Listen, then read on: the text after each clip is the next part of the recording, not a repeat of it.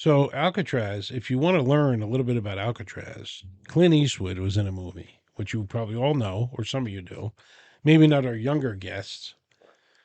Escape from Alcatraz with Clint Eastwood, a great movie. The only three guys that ever escaped, and they never found them, so it's a good chance they drowned anyway. Right. But there was a guy named Frank Morris. He headed up the whole thing. Hmm. Clarence Anglin and John Anglin, which I think they were brothers, both in the prison at the time. Hmm. And what they did was they snuck out a nail clipper, made like a little handle, and they chipped away at the cement wall because it was wet and gooey anyway.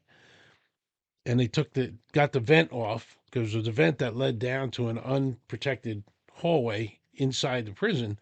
And they figured out a way to climb up these pipes to get to the roof. But to get through that hole, they had to chip it big enough. It took weeks they were doing this. Yeah. And they would put the stones and dirt that they chip in the cuffs of their pants and they let it out when they were in the center Yeah. basketball area. Basketball area. And they kept dumping all the stuff and dumping it, and eventually they worked away. And then they made dummy heads, and I saw real pictures of the ones they made. It was pretty cool. They used their own hair from the barber shop, and they made these dummies so the night before all the guards thought they were in their cell sleeping.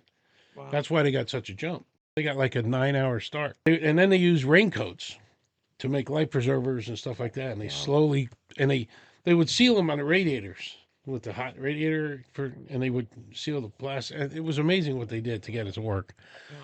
But those three guys got off the island, but nobody knows if they ever made it or they didn't make it, whatever. Well, I heard that it's a big place for sharks.